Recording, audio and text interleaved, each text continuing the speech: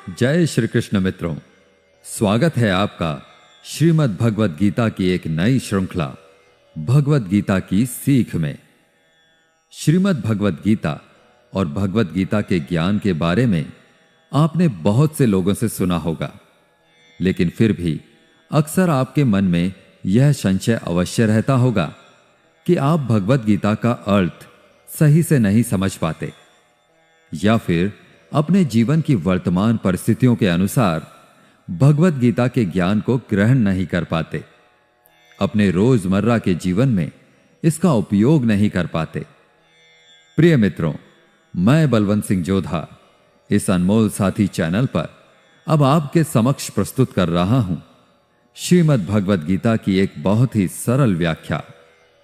इस श्रृंखला में मैं भगवद गीता के सभी 18 अध्यायों से मिलने वाली सीख और शिक्षाओं को बहुत ही सरल शब्दों में समझाने का प्रयास करूंगा, जिसे सुनने के बाद आपको अपनी समस्याओं का समाधान अवश्य मिलेगा।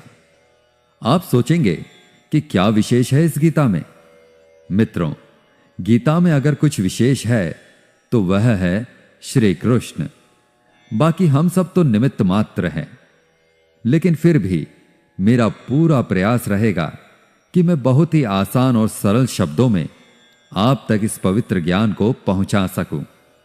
और इसके साथ ही मैं आपको बताऊंगा कि कैसे आप विभिन्न अध्यायों से मिलने वाली सीख को अपने जीवन में वर्तमान समय के अनुसार उतार सकते हैं, स्वयं के व्यवहार में धारण कर सकते हैं और अपने रोजमर्रा के जीवन में इसका उपयोग कर सकते हैं। तो चलिए, मैं बलवंत सिंह जोधा आपको ले चलता हूं भगवद गीता के 18 अध्यायों की इस श्रृंखला की अलौकिक यात्रा पर। साथियों, शास्त्र कहते हैं कि मनुष्य अगर गिरना चाहे तो असुरों से नीचे गिर सकता है, और अगर उठना चाहे तो देवताओं से भी ऊपर उठ सकता है। मनुष्य ही सृष्टि में एकमात्र प्राणी है जो परमात्मा तक की दूरी तय कर सकता है। इस संसार में श्रीमद् भगवद गीता के पवित्र ज्ञान से न जाने कितने ही लोगों, कितने ही महापुरुषों ने अपना जीवन बदला है। हमारे जीवन से जुड़ा ऐसा कोई प्रश्न नहीं है जिसका उत्तर भगवान श्री कृष्ण भगवद गीता में नहीं देते। हमारे मन मस्तिष्क की कोई भी शंका, परेशानी, चिंता, किसी तरह का आवेग, किसी भी तरह की दुविधा हो, दुनिया के हर धर्म संकट का उत्तर है श्रीमद् भगवद गीता। अगर आप सोचते हैं कि भगवद गीता में सिर्फ यह लिखा है कि भगवान की पूजा कैसे करते हैं, तो आप बिल्कुल गलत हैं, क्योंकि भगवद गीता सिर्फ एक किताब या धार्मिक ग्रंथ मात्र नहीं है, बल्कि इसमें वो पवित्र ज्ञान है, वो गूढ़ रहस्य है जो इस पृथ्वी पर जितने भी लोग जन्म लेकर आते हैं उनको यह सिखाता है कि इस जीवन का वास्तविक मतलब क्या है, या जीवन का सही उद्देश्य क्या है, वास्तव में जीवन कैसे जिया जाता है, मनुष्य कैसे जीवन के हर क्षेत्र में सफल होकर खुशी और आनंद को प्राप्त कर सकता है। भगवद गीता के ज्ञान ने एक दुखी और मन से हारे हुए, धनुष नीचे गिरा देने वाले अर्जुन को महाभारत के महान युद्ध का सर्वश्रेष्ठ योद्धा और विजेता बनाया। अगर आप भी अपने जीवन में किसी उद्देश्य को लेकर आगे बढ़ रहे हैं, तो मेरा विश्वास कीजिए कि आप भी अपने जीवन की समस्याओं के युद्ध के मैदान के अर्जुन हो, और इसलिए अपने जीवन की हर समस्या के समाधान के लिए इस पवित्र गीता ज्ञान को जानना आपके लिए बहुत ही आवश्यक है। आप चाहे कोई बिजनेसमैन हो, नेता या अभिनेता हो, गृहिणी हो, स्टूडेंट हो, या फिर किसी भी आयु वर्ग के क्यों ना हो, इस पवित्र ज्ञान में सभी की समस्याओं के समाधान और सभी के प्रश्नों के हल मिलते हैं। श्रीमद् भगवद गीता के बारे में कहा गया है कि एकम शास्त्रम देव की पुत्र गीतम, एको देवो देव की पुत्र एव, एको मंत्रस्य नामानि यानि, कर्माप्येकम तस्य देवस्य सेवा। अर्थात एकमात्र शास्त्र जिसका गायन भगवान के श्रीमुख से हुआ है वो श्रीमद् भगवद गीता है। जब महाभारत के रण के मध्य में धनुर्धर अर्जुन युद्ध के लिए घबरा गए तो भगवान श्री कृष्ण ने अपने श्रीमुख से जिस शास्त्र का गायन किया, जिस गीत का गायन किया, वो श्रीमद् भगवद गीता है। इस सृष्टि में पूजनीय एकमात्र देव हैं, वो भगवान श्री कृष्ण है। एकमात्र मंत्र है, वो उनका नाम है। एकमात्र कर्म है, वो प्रभु की आराधना है। श्रीमद् भगवद गीता का जितना भी अध्ययन किया जाए, जितना भी समझा जाए, उतना ही कम है। इसे जितनी बार भी पढ़ा और सुना जाता है, उतनी ही बार हमें कुछ ना कुछ नया जानने को, नया सीखने को जरूर मिलता है। इसलिए आपको शांति से बैठकर आंखें बंद करके इस वीडियो की पूरी बातों को जब तक समझ में ना आ जाए तब तक बार बार सुनकर अपने मस्तिष्क में बिठा लेना चाहिए। आज हम श्रीमद् भगवद गीता के प्रथम अध्याय का अध्ययन करेंगे, जिससे आपको यह सीखने को मिलेगा कि वह कौन सी सबसे पहली चीज है जो आपको जीवन में आगे बढ़ने से रोकती है। भले ही आपको बहुत सारा ज्ञान प्राप्त हो, आप में बहुत सारी योग्यताएं हो, लेकिन उस एक चीज की वजह से सही निर्णय नहीं ले पाते हैं या सही विकल्प का चयन नहीं कर पाते हैं और अपने काम में असफल हो जाते हैं। तो आइए शुरू करते हैं श्रीमद् भगवद गीता का प्रथम अध्याय। श्रीमद् भगवद गीता अध्याय 1, अर्जुन विषाद योग। कुरुक्षेत्र के युद्ध स्थल में सेना का निरीक्षण। साथियों, किसी भी ज्ञान की शुरुआत अज्ञानता से या उत्सुकता से होती है। उसी तरह श्रीमद् भगवद गीता की शुरुआत धृतराष्ट्र के एक प्रश्न से होती है। धृतराष्ट्र जो कि अज्ञानता के प्रतीक हैं, अज्ञान रूपी धृतराष्ट्र जिन्हें सत्य मालूम है, जिन्हें मालूम है कि इस संसार का एकमात्र सत्य परमात्मा है, लेकिन वे अपने पुत्र के मोह में अंधे होकर जीवन जीते रहते हैं।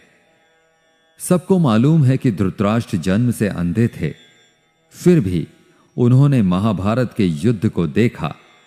लेकिन कैसे देखा? उन्होंने संजय की दृष्टि से देखा। संजय को दिव्य दृष्टि प्राप्त थी। वो युद्ध से दूर होते हुए भी युद्ध को देख सकते थे, और वो जो देख रहे थे वही धृतराष्ट्र को बता रहे थे। इसमें वो अपनी तरफ से कुछ भी नहीं कहते हैं, सिर्फ आंखों देखा हाल बता रहे थे युद्ध का। यानी जैसे हम लोग किसी खेल का सीधा प्रसारण सुनते हैं, बस उसी तरह समझ लीजिए। ये उन्हीं की दिव्य दृष्टि का कमाल था कि हमें भगवद गीता सुनने को मिली। श्रीमद् भगवद गीता के प्रथम अध्याय के प्रथम श्लोक में धृतराष्ट्र कहते हैं, धर्म क्षेत्रे कुरुक्षेत्रे संवेतायुयुत्सवः मामकाः पांडवाश्चैव किम कुर्वत संजय। अर्थात, हे संजय, धर्म भूमि कुरुक्षेत्र में युद्ध की इच्छा से एकत्र हुए मेरे और पांडु के पुत्रों ने क्या किया।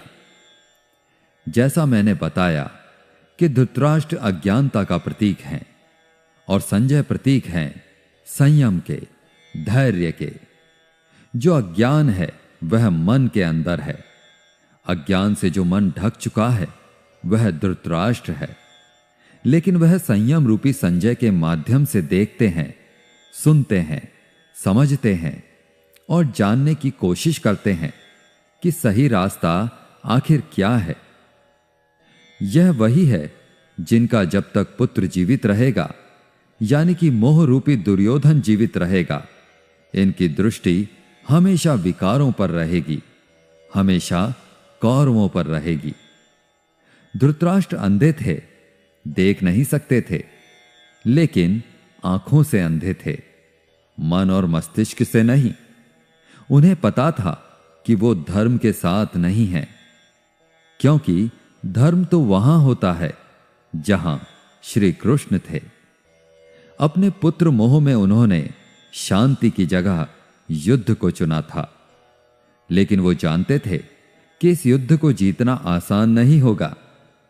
अपने जीवन में जब हम कुछ गलत करते हैं तो हम भी समझ रहे होते हैं कि हमारे किए का परिणाम शायद अच्छा ना हो, और ऐसा ही धृतराष्ट्र के साथ भी हुआ। वो भी इसी डर, इसी आशंका में दिखते हैं। संजय आंखों देखा हाल बताते हुए उत्तर देते हैं, दृष्ट्वा तु पांडवानीकं व्यूहं दुर्योधनस्तदा आचार्यमुपासंगम्य राजा वचनं ब्रवीत। अर्थात, हे राजन, दुर्योधन पांडवों की सेना के व्यूह को देख रहे हैं और ये बात गुरु द्रोणाचार्य को जाकर कह रहे हैं। मित्रों, दुर्योधन पांडवों की सेना के योद्धाओं के बारे में वर्णन करने के साथ साथ अपनी सेना के महारथियों के बारे में भी गुरु द्रोणाचार्य को बताते हैं। इससे हमें यह पता चलता है कि चाहे शत्रु हो या शत्रु के समान कोई समस्या, उसके बारे में हमें पूरी जानकारी लेनी चाहिए। समस्या के हर अंग, हर पहलू के बारे में हमें पता होना चाहिए। साथ ही हमें पता होना चाहिए कि हमारी अपनी ताकत क्या है, हमारे पास कौन कौन से विकल्प हैं जिससे आप उस समस्या पर विजय पा सकते हैं। समस्या और उसका समाधान दोनों के बारे में विचार करना चाहिए, जैसा कि दुर्योधन कर रहे थे।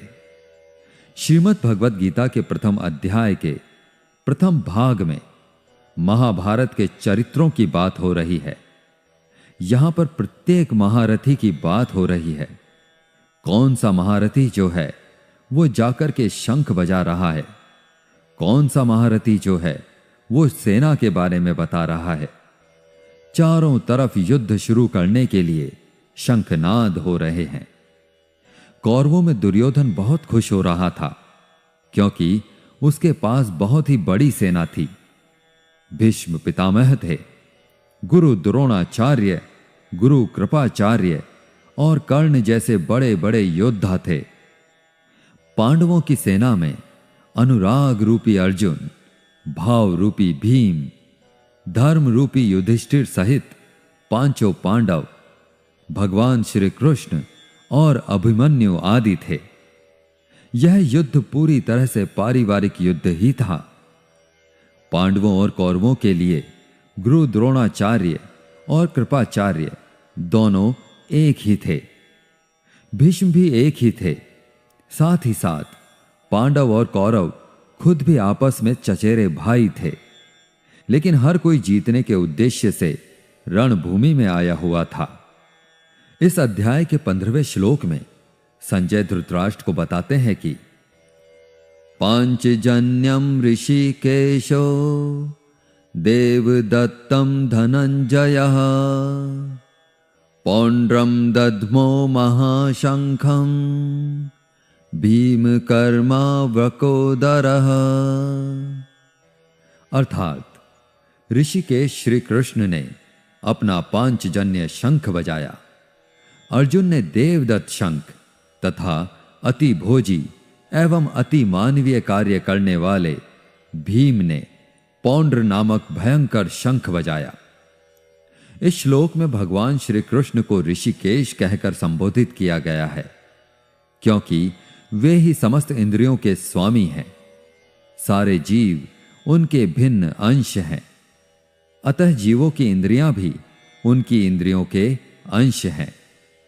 भगवान समस्त जीवों के हृदय में स्थित होकर उनकी इंद्रियों को निर्देशित करते हैं। यहां कुरुक्षेत्र की युद्ध भूमि में भगवान कृष्ण अर्जुन की दिव्य इंद्रियों को निर्देशित करते हैं। इसीलिए उनको ऋषिकेश कहकर संबोधित किया गया है। आप जैसे जैसे श्रीमद् भगवद गीता को पढ़ते जाएंगे तो आप समझते जाएंगे कि बहुत सारे चरित्रों के बारे में आगे कोई बात नहीं हुई है। सिर्फ भगवान श्री कृष्ण और अर्जुन का संवाद ही सिमट कर रह जाता है, क्योंकि भगवान के श्रीमुख से जो शास्त्र निकला है वह सिर्फ और सिर्फ अनुरागी अर्जुन के लिए था। जब हम इसी प्रथम अध्याय के दूसरे भाग में आते हैं तो फिर बात होती है धनुर्धर अर्जुन की दुविधा की, उनके दुख और संशय की, उनके विषाद की। इसीलिए इस प्रथम अध्याय का नाम है अर्जुन विषाद योग। अर्जुन जो है वो भगवान श्री कृष्ण से कहते हैं कि आप जो मेरा रथ है उसको ले जा करके दोनों सेनाओं के बीच में खड़ा कर दीजिए, मध्य में खड़ा कर दीजिए। मैं देखना चाहता हूं कि कौन कौन से योद्धा जो हैं वो इस युद्ध भूमि में आए हुए हैं। भक्त वत्सल भगवान श्री कृष्ण जो अपने परम मित्र अर्जुन के लिए इस युद्ध में उनका सारथी बनना स्वीकार करके अर्जुन के साथ सारथी के रूप में रथ पर स्थित हैं, वो अर्जुन के आग्रह के अनुसार रथ को दोनों सेनाओं के मध्य में ले जा करके खड़ा कर देते हैं। अर्जुन देखते हैं कि युद्ध भूमि में दोनों तरफ जो है उनके अपने हैं। कोई काका है, कोई मामा है, कोई गुरु है, कोई भाई बंधु है। अर्जुन ने युद्ध के मैदान में जहां भी देखा वहां दोनों तरफ ही सिर्फ परिवार वाले नजर आ रहे थे। यह देखकर अर्जुन बहुत दुखी और व्याकुल हो जाते हैं। उनके हाथ से उनका धनुष गांडीव छूटकर गिर जाता है। उनकी त्वचा जलने लगती है, उन्हें बुखार आ जाता है। समझ में नहीं आता कि यह कैसा युद्ध है जिसमें दोनों तरफ अपने ही लोग खड़े हुए हैं। अर्जुन को भी भ्रम हो जाता है और बहुत ही दुखी होकर वो भगवान श्री कृष्ण के समक्ष अपने दुख और दुविधा को प्रकट करते हैं। अर्जुन कहते हैं, हे केशव, मैं कैसे यह युद्ध कर सकता हूं? इस युद्ध भूमि में युद्ध के लिए एकत्रित हुए ये सब तो मेरे अपने ही हैं। मैं कैसे पितामह भीष्म और गुरु द्रोणाचार्य से युद्ध करूंगा, क्योंकि ये दोनों तो मेरे पूजनीय गुरुदेव हैं। इसलिए इन गुरुजनों को मारने से तो अच्छा है मैं भिक्षा मांगकर जीवन यापन करूं। हे मधुसूदन, जिन कौरवों से मैं युद्ध करने जा रहा हूं वे सब धृतराष्ट्र के पुत्र मेरे भाई ही तो हैं, मेरे अपने ही हैं। इन सबको मारने से तो अच्छा है कि मैं सन्यासी बन जाऊं। अपने ही कुल का विनाश करके मैं कैसे सुखी रह सकता हूं? हे कृष्ण, मुझे कुछ समझ नहीं आ रहा है। मेरी बुद्धि भ्रमित हो रही है, मेरा सिर फटा जा रहा है, मेरे पैर कांप रहे हैं, यहां तक कि मैं खड़ा भी नहीं रह पा रहा हूं। मेरी त्वचा जल रही है, मेरा गांडीव धनुष मेरे इन हाथों से छूट रहा है। मैं कुछ भी समझ पाने में समर्थ नहीं हूं। मुझे तो इस युद्ध का लक्षण और परिणाम भी उल्टा ही दिख रहा है, विपरीत ही दिख रहा है। मैं अपने ही कुल को मार करके कल्याण को नहीं पाना चाहता, और कुल को मारने से कब कल्याण मिलता है? नहीं कृष्ण, मैं यह युद्ध नहीं कर सकता। धनुर्धर अर्जुन भगवान श्री कृष्ण को अपने से कम समझते हैं, क्योंकि अर्जुन ने अब तक भगवान श्री कृष्ण को सिर्फ अपना मित्र माना, सखा माना, इससे ज्यादा नहीं माना। अर्जुन को नहीं पता था कि इसी भगवत गीता में आगे चलकर 11वें अध्याय में इसी अर्जुन को, जो अनुराग का रूप है, उसे भगवान के विराट विश्व रूप के दर्शन होने वाले हैं। धनुर्धर अर्जुन जो है वो अपनी तरफ से तरह तरह के तर्क देते हैं कि अगर यह युद्ध हुआ तो करोड़ों लोग मारे जाएंगे। जो सैनिक और योद्धा इस युद्ध में मारे जाएंगे उनकी स्त्रियों का क्या होगा? समाज कैसे आगे बढ़ेगा? और भी बहुत सी बातें अर्जुन ने विस्तार से कही। कुल मिलाकर अर्जुन चाहते हैं कि कैसे भी मैं इस युद्ध से वापस चला जाऊं या इस युद्ध को टाल दिया जाए, लेकिन यह युद्ध अब टाला नहीं जा सकता था, क्योंकि यह युद्ध ना हो इसके लिए पहले ही कई प्रयास किए जा चुके थे। यहां तक कि स्वयं श्री कृष्ण ने दुर्योधन और कौरवों को समझाने का प्रयास भी किया था, मगर दुर्योधन के अहंकार और धृतराष्ट्र के अपने पुत्र दुर्योधन के प्रति मोह ने इस युद्ध को अपरिहार्य बना दिया था। अर्जुन ने अपनी तरफ से हर वो तर्क दिया कि यह सब मेरे अपने हैं, मेरे परिवार के हैं, इनको मार करके मुझे क्या मिलेगा? मैं अपने ही लोगों को युद्ध में नहीं मार सकता। मुझे इस भूमि के साम्राज्य के लिए तो क्या, अगर कोई तीनों लोगों का साम्राज्य भी दे दे तो भी मैं ऐसा युद्ध नहीं करूंगा जिसमें मुझे अपनों को मारना पड़े। अर्जुन त्रिलोकों का साम्राज्य भी नहीं लेना चाहते हैं, वो उसको भी नकार रहे हैं। तो भगवान श्री कृष्ण अर्जुन को आखिर ऐसा क्या देने वाले हैं कि अर्जुन तैयार हो जाएंगे, मान जाएंगे कुरुक्षेत्र की इस युद्ध भूमि में उतरने के लिए? सब कुछ विस्तार से जानेंगे श्रीमद् भगवद गीता के आने वाले अध्यायों में। प्रथम अध्याय के अंत में अर्जुन जो है वे हताश और निराश होकर के रथ में पीछे जाकर बैठ जाते हैं। अर्जुन को उस पूरी सेना के निरीक्षण में अपने सगे संबंधी